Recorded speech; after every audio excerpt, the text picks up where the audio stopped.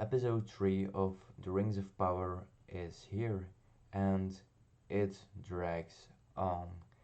It is again a struggle to get through because the pacing is again off by so much. It is a waste of time to go to Númenor to see the story progress a little bit and then just being thrown back into the story of the hobbits where literally nothing happens at all.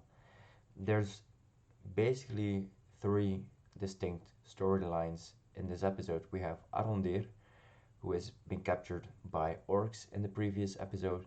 We have Galadriel and the stories set in Númenor. So we have the main story of Galadriel and various subplots with Elendil and with Isildur and also with Halbrand.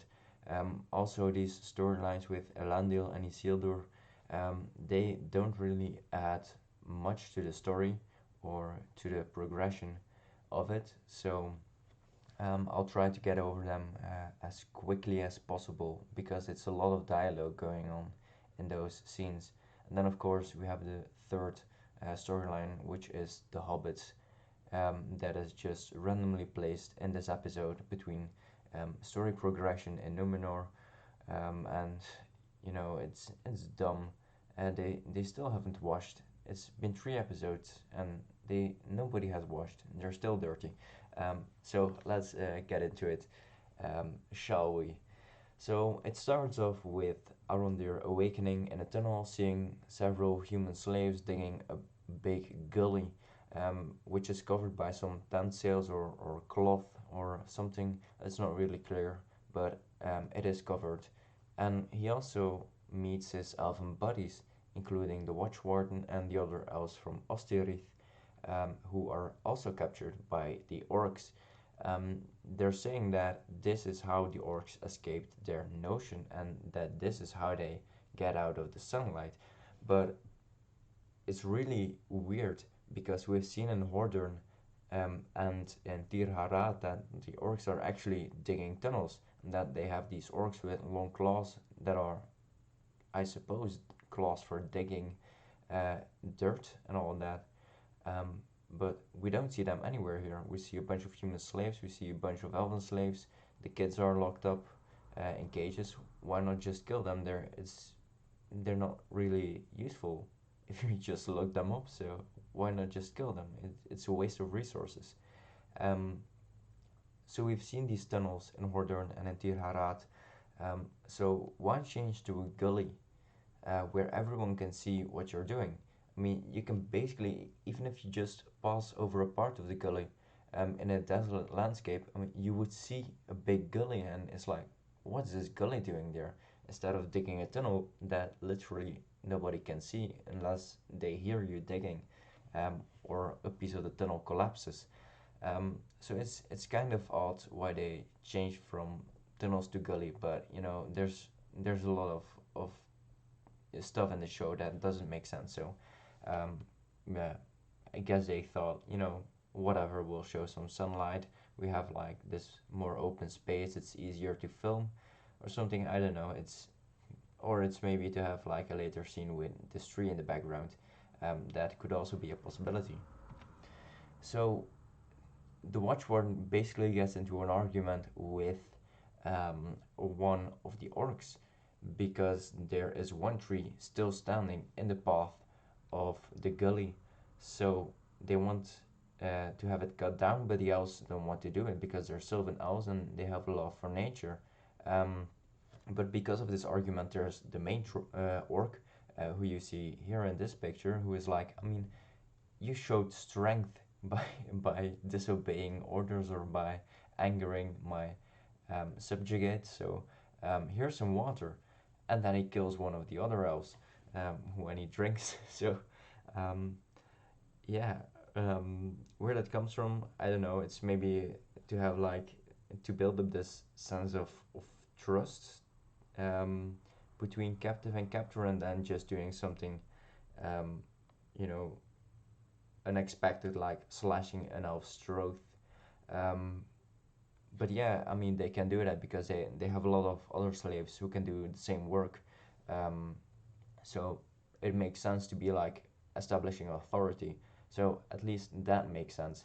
And the orcs actually look decent. They have like this snakeskin cloth wearing uh, over their bodies, and then various, skulls and bark masks and elven helmets actually, and orc helmets. So I mean, there's no real distinction because they just wear whatever they can get their hands on, um, apparently to get out of the sun.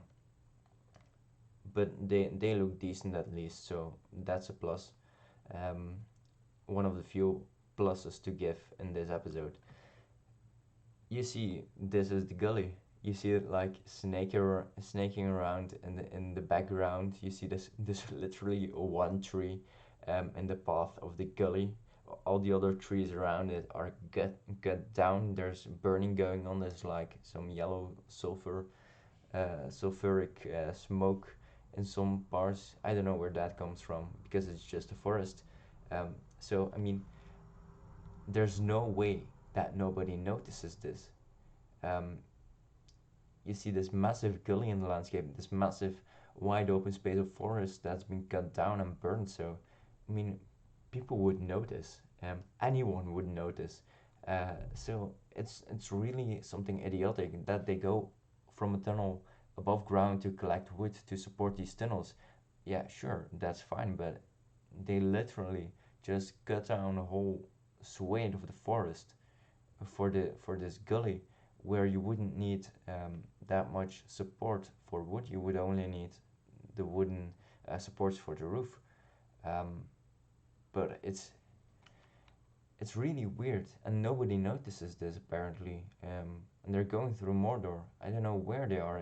You see mountains in the background, so maybe they've already crossed the Ifaduath and are now in the realm that would later be known as Gondor. But we don't know that because we see no map. We see just um, this piece of the Southlands on a map, and you'd expect that they would be out by it by now. So um, it's really difficult to get a sense of where you are in the show. Um, so you can't really place these events as accurately as you might want. So this gully is really it's idiotic. Um, so the story continues by a game of tug of war between the elves and the orcs. Um, and instead of calling out all the orc guards or a lot of orc guards, there's like these four orcs pulling chains and then four elves pulling chains, um, until the watchwarden basically cuts down the wooden roof supports and it collapses on the orcs, but it doesn't kill them because it's just one beam of wood. Um, which would be very different if you cut down a support beam in a tunnel and the tunnel collapses. So that wouldn't be as easy to get out of. But this is just a few pieces of wood and some cloth they can easily get under. So they release Warg, and the Warg actually looks really good, really like a rabbit dog. And Arondir tries to chain it up under the roots of a tree, which he has cut down. Um, and eventually the Warg gets killed. Um, Unfortunately, the Watchwarden also gets killed because he is, out of the gully and then gets shot by orcs in the background who are they're cutting trees there and they're really far away. So nice shot, well done. Um, but you see how far away they are. Maybe they're also scouting parties to prevent anyone from seeing this gully, which would make sense. But um, again, it's just a few orcs in the background, so it could be just a few guys who have been cutting wood. And also this sulfur thing, the yellow thing on the ground, yellow smoke. Um, where does it come from? Um, I mean, no explanation is given at all.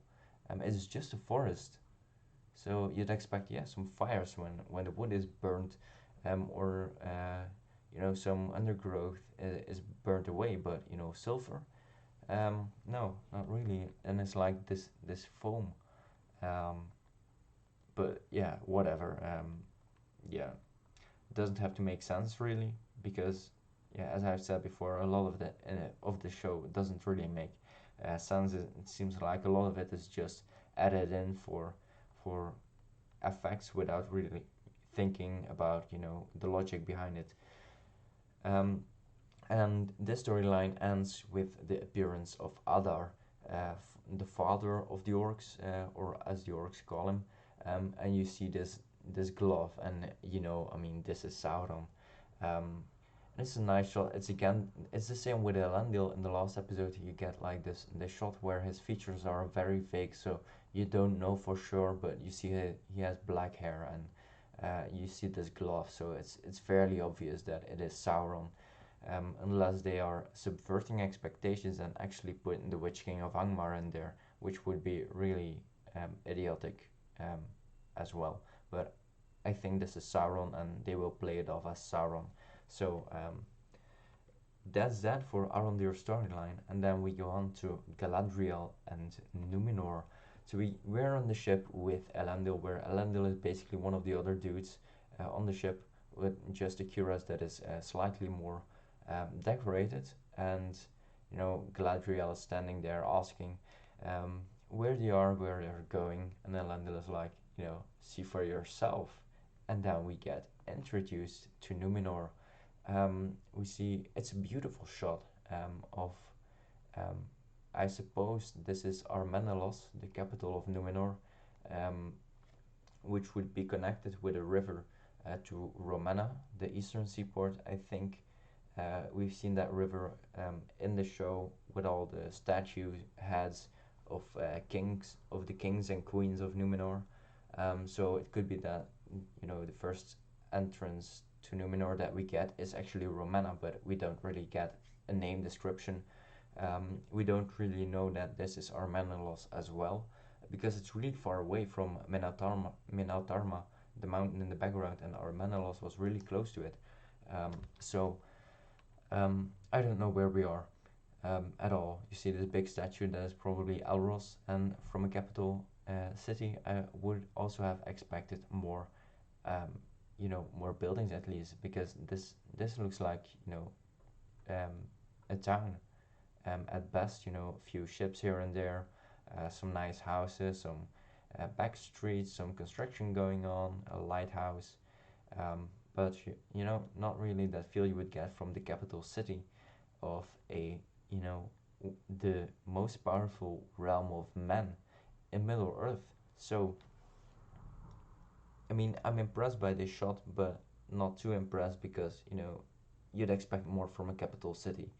Um, it's not, you know, it's like if you go from Winterfell in Game of Thrones to King's Landing, you really get the sense that this is the capital of a kingdom, and this is like this massive city. You get this overview, you get the walls, the all the streets, the Red Keep, and this is actually just a frontal shot of the harbor, and we get some other shots of some buildings and some streets, but you don't really get the sense of how large it is, so it doesn't really look like a capital. So I think that's a mistake, because even with Minas Tirith, they show the entire city, they go around it, and you see how large it is, how well it is constructed. Here you just see the facade and don't really see much of the city. So that's actually a pity. That's a real missed opportunity for this show.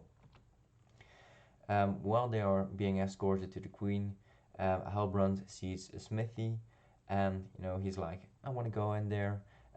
Maybe that's a hint to the great armament that was going on at the end of the Second Age under the rule of the king Ar-Pharazôn. So several years of shipbuilding, of constructing weapons and armors uh, to go to war against the Valar. So maybe that's a hint to that, but we don't know for sure. And then we get introduced to the royal court, um, which also looks kind of bland.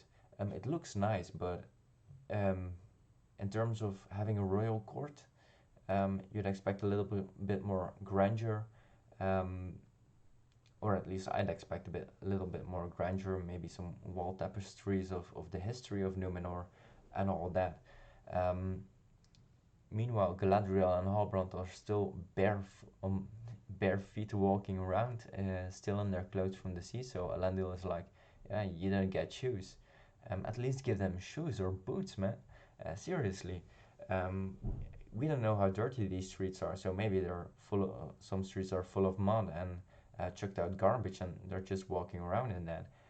So barefoot, standing barefoot before the queen in your ragged clothes, also maybe not the best idea.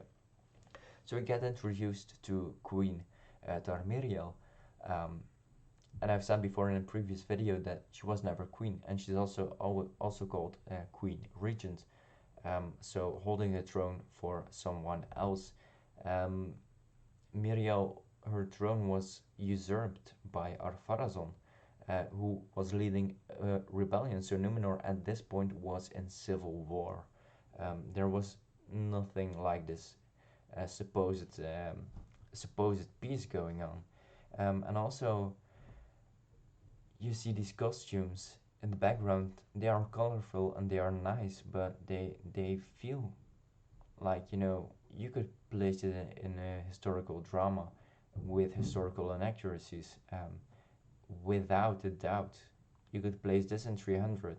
You could place this in a movie about the Trojan War, about the Odyssey.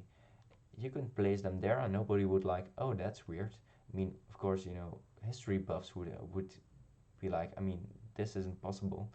Um, the same goes for people, looking at these costumes. If you compare them to the Lord of the Rings, where you really had a distinction between all these peoples, this could be worn by a person in the Southlands, a wealthy person in the Southlands. This could be worn by elven elite, by dwarven elite. So it's not really distinct. The only distinct feature of these costumes are the stripes on the clothes, and that's it. So I mean, it seems like they just said, I mean, no, Númenorians, we just give them stripes on their clothes and just give them the same clothes as the elves, and you know be done with it, nice and easy. So yeah, it isn't really that impressive. Um, Also the dialogue, you know, Halbrand says to Galadriel to kneel, and they start to kneel, and Tarmiriel is like, nobody kneels in Númenor. I mean, why not? You're the queen. You're the most powerful person um, in this realm, even though you never were. But just let's forget that for a moment. So they want to kneel. I mean, let them kneel. You're the queen. You rule this land. You rule these people. So nobody kneels in Númenor. Okay, but why? Because you're all equals. Well, you're not equal. So I mean, why not having your subjugates bow to you out of respect, out of reverence? Um, Something that's been done throughout the ages. So it wouldn't be weird to see um, Galadriel and Halbrand bow. So then we get the introductions. Galadriel is really proud to say that she is from the Golden House of Finarfin and the commander of the Northern armies. And Halbrand is like, I'm Halbrand, which is also, this fairly common trope in these kind of dialogues. Um, like when um, um, you get in Game of Thrones, you get the same thing when Jon Snow is introduced to Daenerys Targaryen. You get Daenerys get summed up all her titles, and then Sir Davos is like, "This is Jon Snow." So it's something they want to put in there to level out tension or something, or have some humor in it, but it's been so overused at this point that it doesn't really work, and it feels unoriginal, uh, uninspired, and a bit lame, to be fair. So we also get introduced to Ar-Pharazôn, who has like all these guild crests, and he's really this sassy counselor. He's like yeah, just um, let the man, you know, walk free, but the elf is constrained to the palace grounds. He's also like, no one of the elves has ever wanted to go um, or ask for a rite of passage to Middle Earth in a long time, because we've seen earlier in the episode that Galadriel said to Halbrand, why the Númenóreans, um, or rather that the Númenóreans basically sent away the elven ships and, you know, broke off all contact, and that they might get to know why, but they don't get to know why. Ar-Pharazôn is just like, I mean, you know, throw Halbrand out on the streets and leave Galadriel in um, in the palace. And then he later talks to Tarmiriel about Elendil, and about that he has a son, Isildur. And then we get introduced to Isildur, who is on a ship learning to sail. Also, at the end of the Second Age, Isildur would be a grown man, and so would Anarion be. So they would have been already have some position, at least among the faithful uh, in Númenor, who were, as I said in a previous video about Númenor, they were all locked up in Romena under the watch of the king's men. So Isildur also had a son prior to the downfall of Númenor, which we probably won't see either. And here is just like someone training to be a ship captain or to be a sailor or something. Um, so we get like the scene where he hears a female voice when he looks to Númenor, and then almost gets one of his fellow classmates killed. And later, when they're back on the beach, we are introduced to Eärien, um, and actually Isildur is happier to see the horse.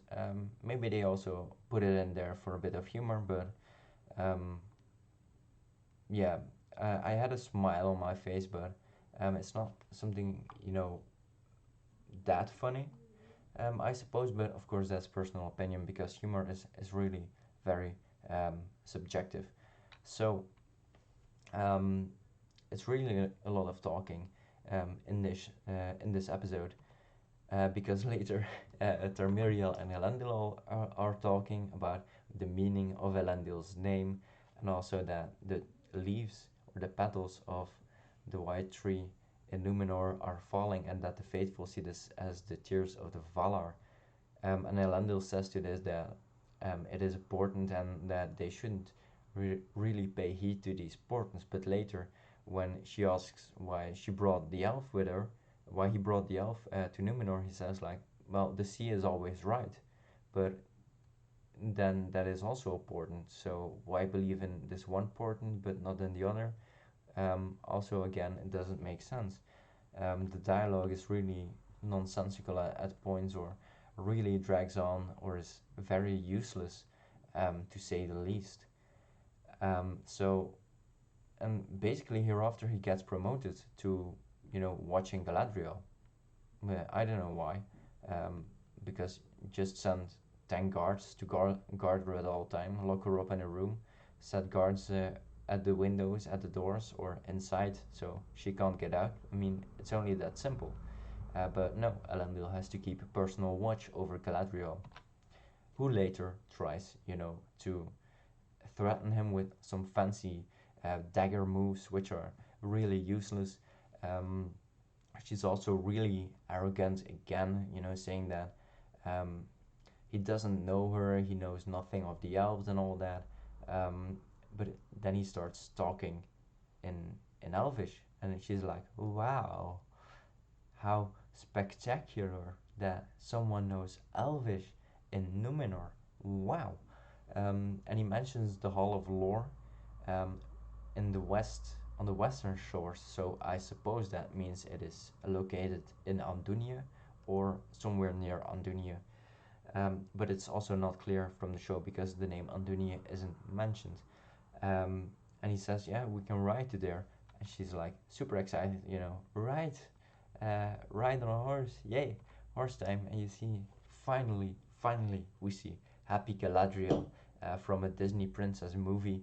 Um, you know, um, these shots were very useless. The wide shot prior to this is like Elendil and Galadriel galloping through a field and Minas Dharma on the background, which was a really nice shot. But then you get these close-up shots, and it's it's happy Galadriel, but quite useless.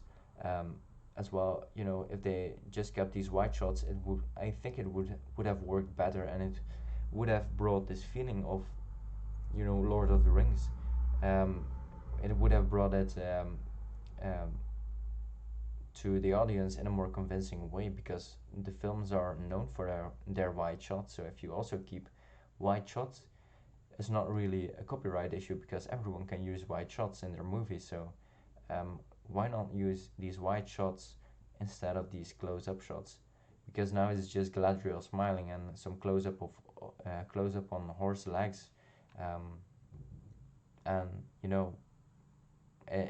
it's just there to show that Galadriel is happy. Halbrand, in the meantime, is trying to make friends. He's also trying to steal a guild brooch or a guild sigil from one of his new friends, and he is very successful in that. But these guys know it, that he stole it, and they try to beat him up. But you see the blood on the wall here, so he bashes one of their heads in, breaks one of the arms of one of the guys, and then we see the guards taking him captive. And actually, these costumes are finally something that you would say this is more distinctly Númenorian. You see the sun emblem. Um, they're still looking very elvish. So if you would place Númenorians and elves together in an army, but mix them up, you couldn't say which one is Númenorian and which one is elvish. So while they look nice in Númenor, if you look at it in the wider scope, if you would see it in the war against Sauron, it would have been better if they made the armors still slightly more distinct, so that you would really have this feeling from these are elves, these are Númenorians, because it's also the same color and of armor they use. So it could be confusing. So it's better to create these costumes that are more distinct, maybe a little bit more than you should usually expect in terms of distinction between two types of armor. But if you use the same color schemes, if you use the same designs, it will be confusing. So yeah, still, like I said, they look nice in Numenor, but they'll probably cause some confusion later on if the armies are put together. We see Galadriel and Elendil talking a bit and walking around in the Hall of Lore. We also see Elrond and Elros um, on this very nice painting. No, not really. Um, they should.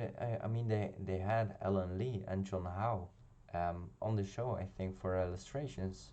So why not let them do? I think maybe they did it, but I'm not really convinced of the skill of the Númenóreans in this picture. If I'd see it, they have like these very beautiful or very architecturally nice buildings, but then they can't make like a very lifelike painting. So it is a bit odd. So it looks like a drawing that's been colored and then stretched out to fit a larger canvas. Um, but yeah, okay, the show cost $1 billion, so I mean you'd expect something a little bit more, I guess. But what do I know? I don't have this budget, so I don't know what I could do with it. And we see the finally Galadriel being wrong. She is looking at this sigil. All wrong. It's not a sigil. It's a map. It's a map of Mordor. It's a map of Orodruin, of the Ivalduath. Um, so now we know where she will go next. I mean, she will go to Mordor, probably, um, to look for the enemy, for Sauron. Um, and I mean, that she didn't notice this. I mean, she didn't take the time to like turn around the sigil or, um, you know, the elves probably don't have maps apparently, so she didn't notice this on an earlier maps. Um, yeah, she's the commander of the Northern Army, so she would know maps.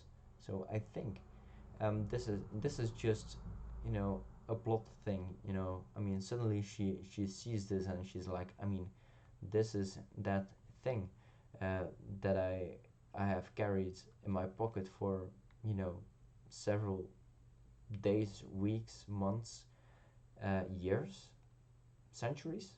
We don't know the time span um, of her finding the sigil and then, you know, going away. Uh, but I mean, it's been in the sea, so wouldn't you expect the ink to have run out? The paper doesn't look very scrambled or scratched or torn apart due to her travel. So it's it's a very clean paper. So or did she have a copy sent to Númenor somehow? Maybe with the eagles. Who knows? Um, but this doesn't look like a paper that's been through some hard stuff. So also doesn't really make sense. It doesn't really make sense that she wouldn't have seen this earlier, because she would know Mordor, of course. She would know um, the land of Middle Earth. So it's really odd. Again, it doesn't make sense. And then we get to Elendil, his family drama, where we get some back and forth between Elendil, Isildur, and Eärien. We get the mention of the name Anarion, um, who we don't see in the show so far. Maybe later, but we know that he is somewhere out there on the island. But again, we don't know where because we don't have a sense of direction here.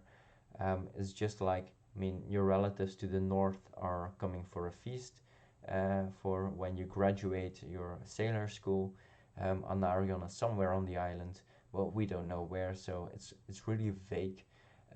All this stuff, and the conversation is really dragging on. It's Isildur getting angry at Elendil because Elendil also skipped a few years of his training. You know, have a bit of a pause between his studies, and Isildur wants to do the same. Eärien wants to be an architect, and I still don't get why she needs to be a mother figure because Elendil had a wife, obviously, um, because otherwise he wouldn't have had two sons. Um, so why not have a wife here?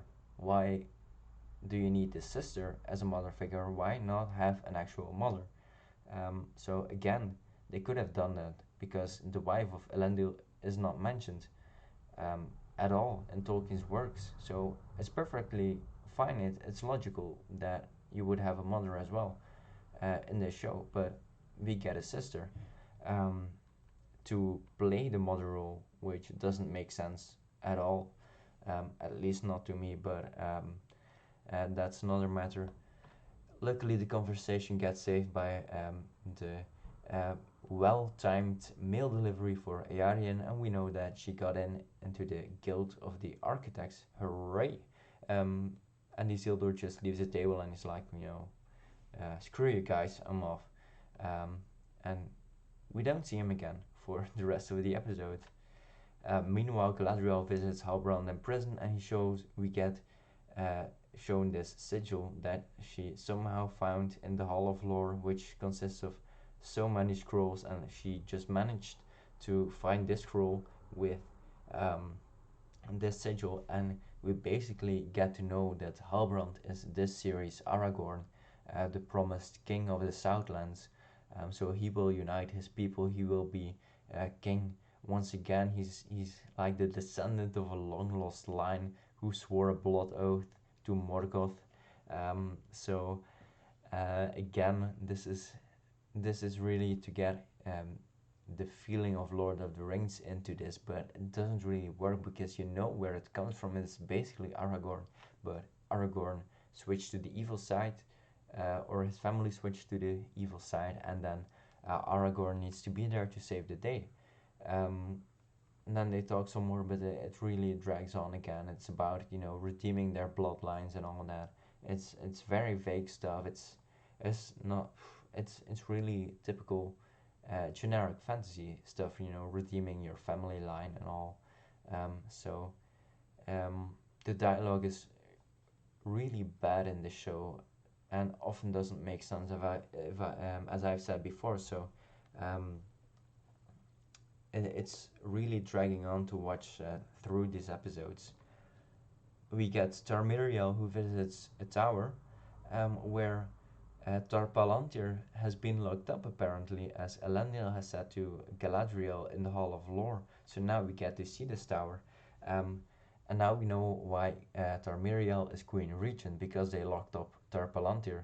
Um, which also, it isn't in the appendices. I mean, they have the rights to the appendices, they can use it, but they chose to not do it. They chose to not let Tar-Palantir die, and to not let Ar-Pharazôn take the throne of Tarmiriel, because during the civil war that was already raging when Tar-Palantir died.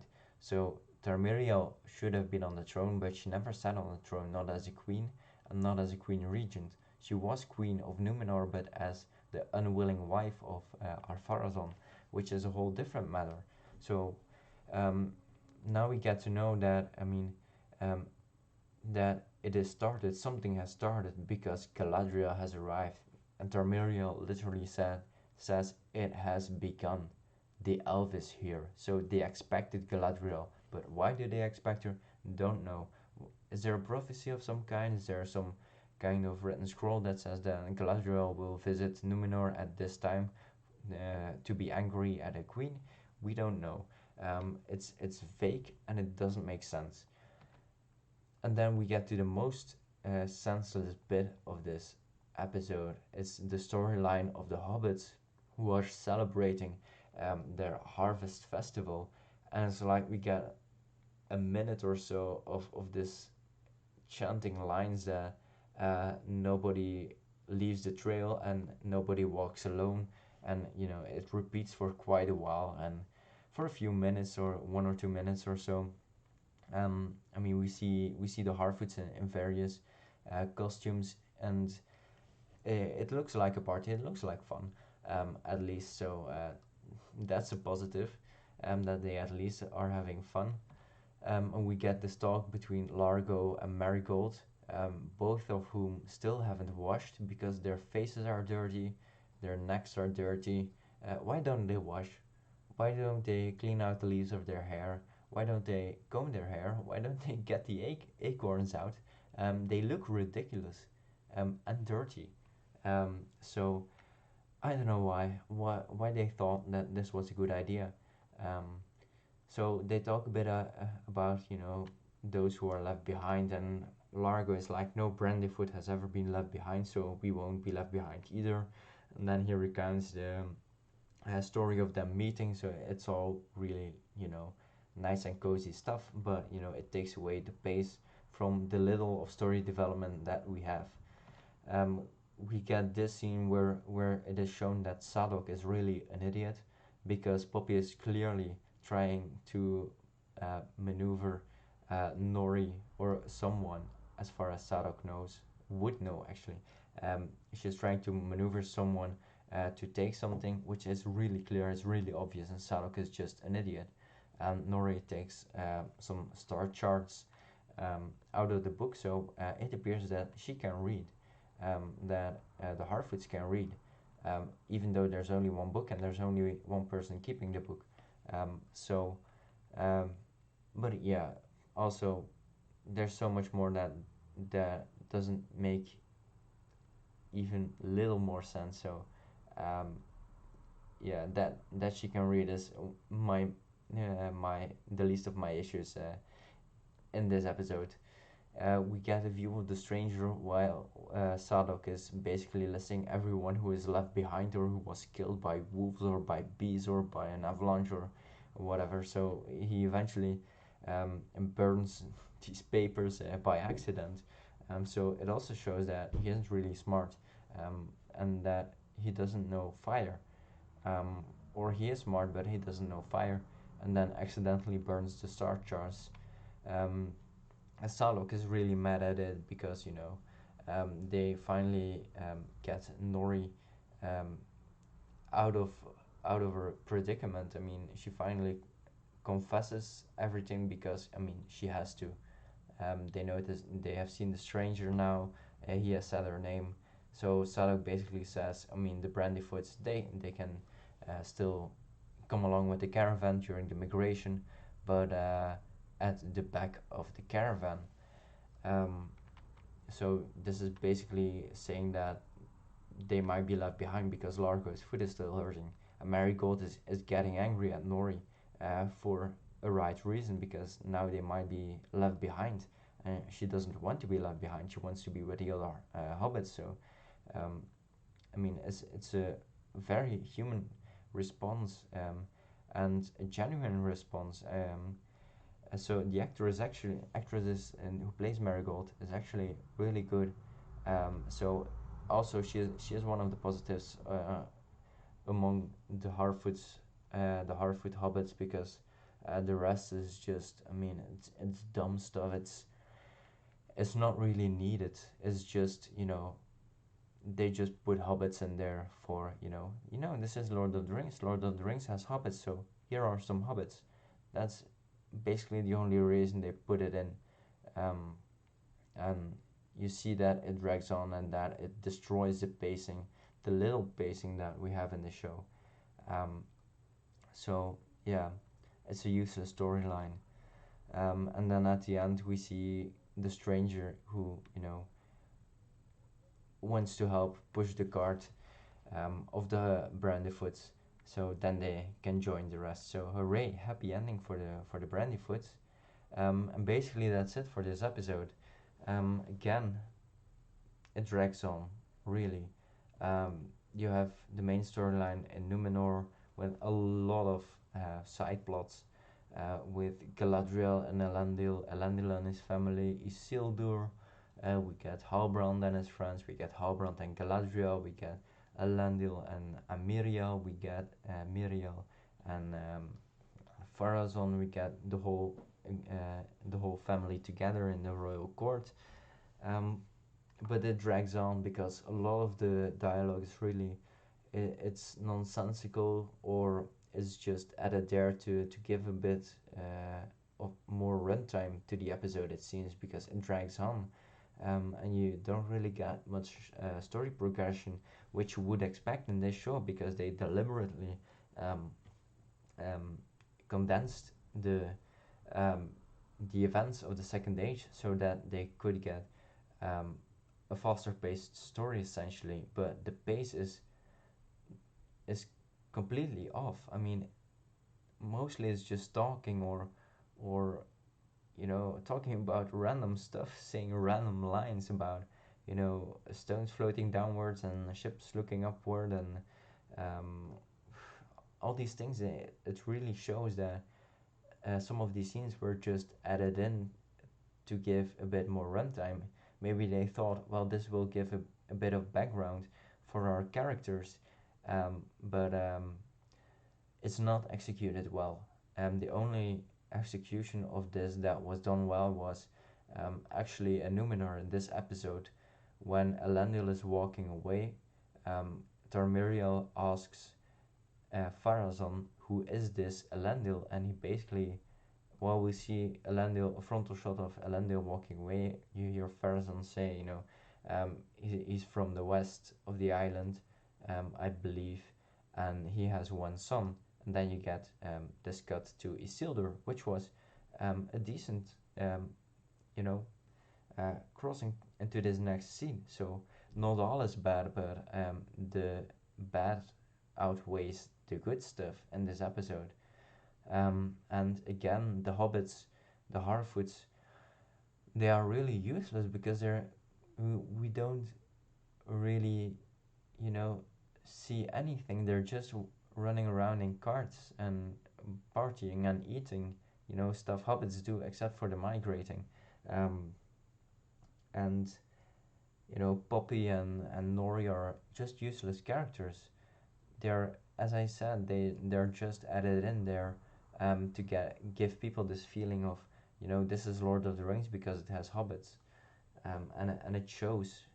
they don't really know what to do with them, so they just put them in every episode, doing very little to progress the story. The only things that progress the story in this sequence of the Harfoots is because the stranger is included um, in this line um, of the episode. So that's the only reason why there's a little bit of progression, but even that, it's not much. As this episode says, the stranger who burns some papers and then pulls a card. So um, I don't know what they're going to do with it. Supposedly we get 5 seasons of this, so they really need to step up their game if they want to get better reviews or want to get fans on board. And I don't think that a lot of fans will be happy to see this story drag on and on and on forever. So um, it's not worth all the praise it's not worth the $1 billion that was spent on it, because most of the actors are relatively unknown. um, the costumes are bland, they're generic over all the three races. There are some distinct elements um, that are supposed to be representations of these cultures, but they could have been worn by anyone because they are all looking so similar. In Númenor, everybody looks like a medieval peasant, or a random guy you would expect in an ancient Roman street or an ancient Greek street. So I mean, it's very generic, all of it. The only good thing in terms of costumes were the orcs. The prosthetics were really nice. Well, you saw that they were prosthetic, so maybe they could have done a bit more work on it. But also, you see, one of the orcs is wearing an elven helmet, so I thought that that was a nice touch. You know, that they looted some armor of dead elves, or that they were elves to begin with and just kept their helmet or something. Um, so I mean, there there were some positives in this episode, but not enough to say that this was a good episode, because it drags on and on and on. The family drama between Elendil and Isildur and Eärien was really unnecessary. It was really unnecessary to change um, the dynamic between Ar-Pharazôn and Tarmiriel and Tarpalantir. Tarpalantir shouldn't be there. So again, they have the appendices. They literally have this bit about Tarmiriel and Ar-Pharazôn, but they choose to ignore it. And then they have, you know, the guts to say that they were very very true to the books. They were not, and you see it everywhere. Um, Even if you would read the Silmarillion and Finnish Tales, Lord of the Rings, Letters of Tolkien, they are so inconsistent with their material. Um, but they just don't care. They want to make a Lord of the Rings show. I want to put as many Lord of the Rings references in it as possible, um, and do as much original stuff as they can possibly get away with. So it's really bad, and it shows the bad intentions of these writers. Um, and maybe they are Tolkien fans. I mean, we don't have to doubt that they are Tolkien fans, but um, they clearly don't know how to write a Tolkien story. They want to write their own story set in the Tolkien world, but I mean, they really can't pull it off, and it shows. So um, yeah, so that was it for the third episode. I hope it goes a bit up from here, but I seriously doubt it. I expect more dragging dialogue, because there are still 5 episodes after this. So I don't expect it to pick up the pace, or be more original with their dialogues or with their characters. Or I really hope that the Harfoots wash at least in the fourth episode, because it's really starting to annoy me. But anyway, those are my thoughts about this third episode. Let me know in the comments what you think about it, and see you in the next one.